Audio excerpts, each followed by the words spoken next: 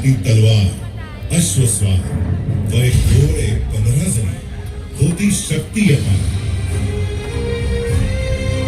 वरून चढाई तोडण्यावर हिंदवी स्वराज्याचे बांधले तोड. नाव ठेवले प्रचंडगड.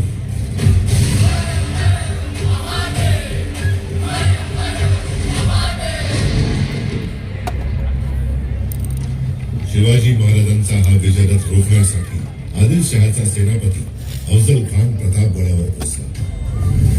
दगलबाज अफजल खानाने कप्ताने शिवाच्या पाठीवर वार केला, परंतु राजांच्या चिलखताने तो वार अलगद झेलला आणि क्षणात विजेच्या वेगाने शिवाजी राजांनी वाघनखांनी खानाचा कोथळा बाहेर काढला.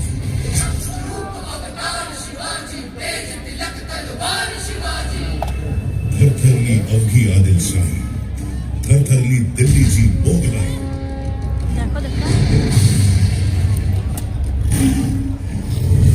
शिवाजी महाराजांना शह देण्यासाठी औरंगजेबाचा सेनापती शाहिस्ते खान करण्यात आला.